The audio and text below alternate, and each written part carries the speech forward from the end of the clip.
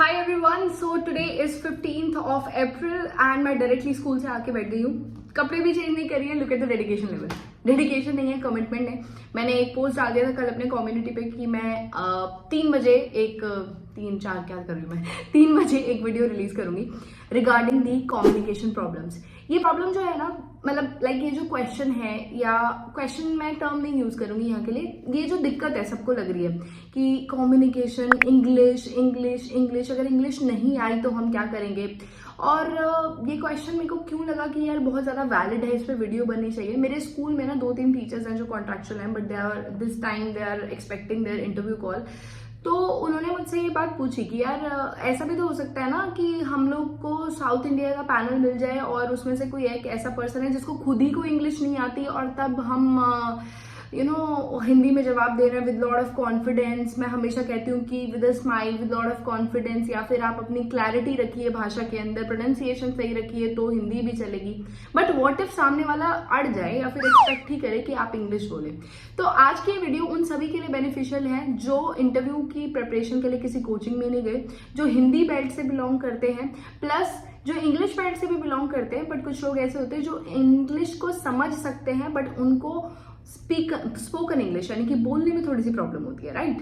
सो इस वीडियो को आप एंड तक देख सकते हैं, बिकॉज इस पे मैंने कुछ ऐसे फ्रेजेस के बारे में बताया जो कि आपके लिए डेफिनेटली हेल्पफुल रहेंगे। अगर आप लंबे लंबे सेंटेंस नहीं बोल सकते तो एटलीस्ट आप ये वाले फ्रेजेस को प्रैक्टिस कर सकते हो। वैसे आई नेवर बिलीव कि आप कोई भाषा को लर्न करके जाओ, रट्टा लगा के जाओ, बट ये कुछ मैंने होमवर्क किया है। ये होमवर्क किया मैंने मेरे नोट्स से। जब हम साइकोलॉजी पढ़ते हैं या पेडागोजी पढ़ते हैं तो उसके अंदर कुछ टर्म्स आती हैं यार, क्योंकि हम दे रहे हैं टीचिंग का एग्जाम, तो हमें कुछ टर्म्स को टिप्स पे करना है, ऑन टिप, है ना। और अगर हमने वो टर्म्स क्लियर कर लिए तो हमें पता चल जाएगा कि ये 10 से 12 टर्म्स जो भी हम डिस्कस करेंगे इनको हमें किस क्वेश्चन में कैसे एडजस्ट करके आंसर देना है। Suppose you are not able to speak that long term, but आप आधा सेंटेंस हिंदी में बोलो और आधा सेंटेंस वो वाला इंग्लिश में बोलो उस टर्म्स को यूज करके, तो भी सामने वाले को पता चल जाएगा कि हाँ यार ये बंदा लिटरेट है, may be not fluent in English but yes he has और ही और she has that potential to translate this particular term into English. यानी कि ये जो दी गई जैसे समावेशी शिक्षा, इसको इंक्लूसिव एजुकेशन बोलते हैं। अगर आप समावेशी शिक्षा बोलोगे तो ठीक है, आपने प्योर हिंदी बोल दी, बट अगर सामने वाला है वो इंग्लिश वाला है, आपको इंग्लिश में ही जवाब देना है, तो आप इसको ऐसे कंबाइन करके बोल सकते हो that classroom environment should be inclusive. Well, ये एक डेमो था, अब मैं डिस्कस करती हूँ जो ये होमवर्क किया है इसको डिस्कस करेंगे, ठीक है। अगर सबसे पहली सिचुएशन हम डील करते हैं, अगर आपसे पूछा जाए बच्चों के बारे में, अगर कोई भी क्वेश्चन बच्चों से रिलेटेड है कि बच्चे किस तरीके के लर्नर होते हैं, बच्चे क्लास में ऐसा करते हैं वैसा करते हैं, चिल्ड्रन से रिलेटेड कुछ टर्मिनोलॉजीज आ जाए या क्वेश्चंस आ जाए, तो आप ये आराम से जो ये 6-7 टर्म्स में यूज कर रही हूँ वो आप बता सकते हैं। जिसमें से पहली टर्म है आपकी डाइवर्स लर्नर्स, यानी कि ये मल्टीपल लर्निंग स्टाइल्स, ठीक है। इनको हम लोग बोलते हैं जैसे कि विजुअल लर्नर्स, ऑडियो लर्नर्स, ये सब आपने पढ़ा होगा साइकोलॉजी में, वो हम यहाँ डिस्कस नहीं करेंगे। सो ये 2 टर्म्स आप बहुत आराम से लर्नर के लर्निंग स्टाइल के लिए इस्तेमाल कर सकते हैं। अगर वो पूछ सकते हैं कि आपकी क्लास में कोई बच्चा नॉटी है तो क्या रीजन आ रहा है, या बच्चों की शरारतों से रिलेटेड क्वेश्चन है, तो आप बहुत आराम से कम्युनिकेशन गैप इस शब्द का इस्तेमाल कर सकते हैं, that there are certain communication gap between me and the student and we need to fulfil this gap. तो ये क्वेश्चन का आंसर भी हम इस शब्द के इस्तेमाल से कर सकते हैं, ठीक है। अब एक क्वेश्चन आता है कि यार क्लासरूम एनवायरनमेंट बहुत बार पूछा जाता है, आपकी क्लासरूम का एनवायरनमेंट कैसा है, क्लासरूम में कैसे बच्चों को आप डील करोगे, कैसा माहौल बना के रखोगे।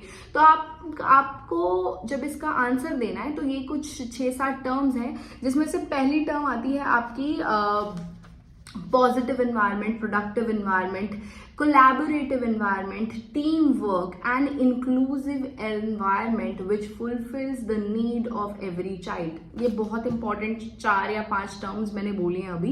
इसको आप यार मैक्सिमम क्वेश्चंस के जवाब देने में इस्तेमाल कर सकते हैं। जैसे कि पहला कोलैबोरेटिव, यानी कि इस पे हमारा एनईपी बहुत ज्यादा फोकस करता है। कोलैबोरेटिव होता है लोगों को इकट्ठा करके बच्चों को एक साथ सिखाना। इंक्लूसिव हर तरीके के बच्चे को, जिसमें मेन स्ट्रीम बच्चे भी आते हैं हमारे, और जो हमारे थोड़े फिजिकली चैलेंज बच्चे, और स्पेशली एडेड क्या बोलते हैं उसको, स्पेशल लर्नर्स है ना, वो लोग भी आते हैं इसके अंदर। फिर आता है हमारा प्रोडक्टिव, मतलब एक ऐसा क्लासरूम एनवायरनमेंट जिससे एंड ऑफ द डे हम कुछ ना कुछ सीख रहे हैं। एंड टीम वर्क, सो ये सारे वर्ड्स का इस्तेमाल आप कर सकते हो वेरी फ्लुएंटली। किस तरीके का क्वेश्चन है, जब आपसे क्लासरूम के एनवायरनमेंट के बारे में पूछा जाए। अब बारी आती है आप किस तरीके के टीचर हो, क्योंकि आपका इंटरव्यू हो रहा है तो ये वाले क्वेश्चन तो बहुत फ्रीक्वेंट हो गए, आपके बारे में पूछेंगे कि आप किस तरीके के टीचर हो, आप क्या कर सकते हो। तो इसमें से सबसे पहले आपको बताना है यार, I am a teacher but yet I am a learner who believes in continuous learning. मतलब ये आंसर बहुत ही फिटेस्ट रहेगा, इसको सेम नहीं बोलना है बट वो आपकी इंटेलिजेंस है कि आप इस वर्ड को continuous learner who believes in collaborative learning इस तरीके से करके आप बोल सकते हो if you are not that fluent in English. एक और वर्ड्स आप अपने लिए यूज कर सकते हो, I am passionate, right, I am always ready to learn. इस तरीके के फ्रेजेस जो हैं वो आप इस्तेमाल कर सकते हो अपने से रिलेटेड आंसर्स को देने के लिए, ठीक है।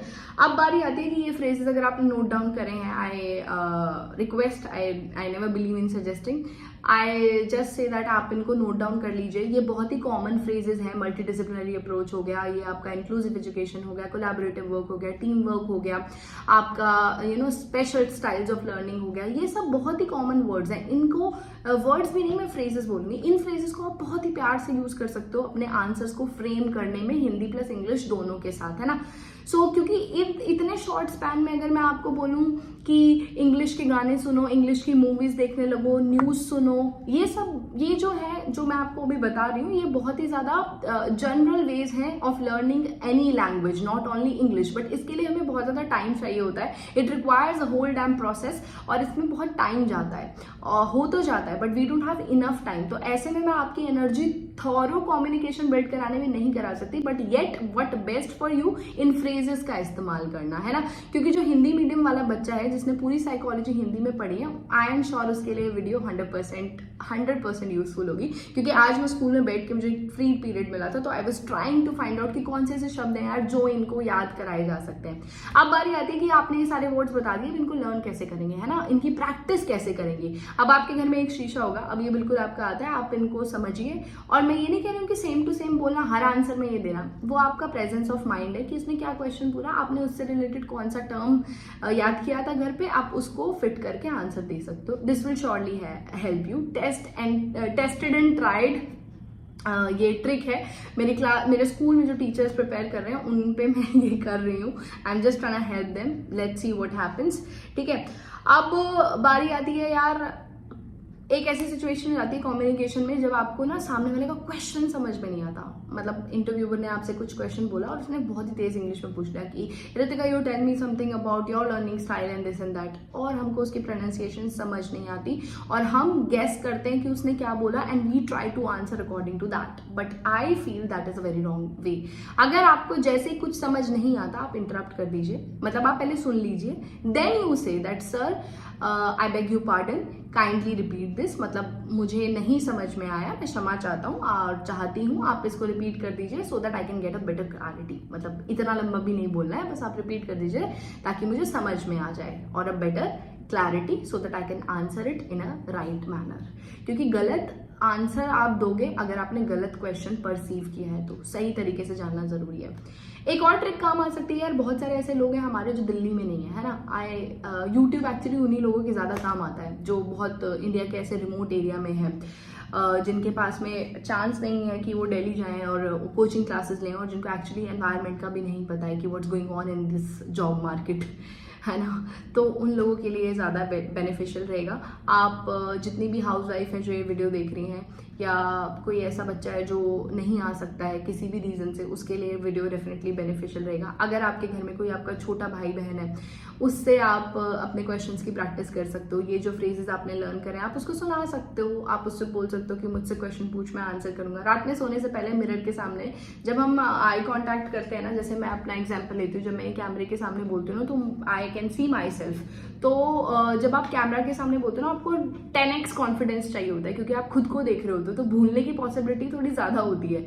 ऐसे ही ना, जब आप मिरर को देख के परफेक्ट बोलना सीख जाते हो ना, तो फिर आपके सामने कौन बैठा है दैट डज नॉट मैटर, क्योंकि सबसे ज्यादा एफर्ट लगता है खुद को देख के बोलने में, सबसे ज्यादा एफर्ट लगता है अपनी आई में कॉन्टैक्ट करके बोलने में, क्योंकि at that time level of distraction भी मैक्सिमम होता है और लेवल ऑफ फॉरगेटिवनेस, मतलब भूल जाने की पॉसिबिलिटी वो भी बहुत ज़्यादा होती है। तो I hope that you all like this video, आपको पसंद आया हो। और यार भाषा है, सिर्फ एक मीडियम है, बट हाँ कई बार परिस्थितियाँ ऐसी बनती है, सिचुएशन ऐसी बनती है कि सामने वाला अड़ ही गया है कि उसको इंग्लिश ही चाहिए, या फिर ऐसा व्यक्ति है जो नॉर्थ इंडिया से नहीं है, साउथ इंडिया से है, तो हमें उसको सेटिस्फाई करना है, तो ये वीडियो आपके काम आएगी। और मेरा बहुत मन था कि मैं मेहनत करूँ इस वीडियो पे और बनाऊँ आपके लिए छोटी सी वीडियो।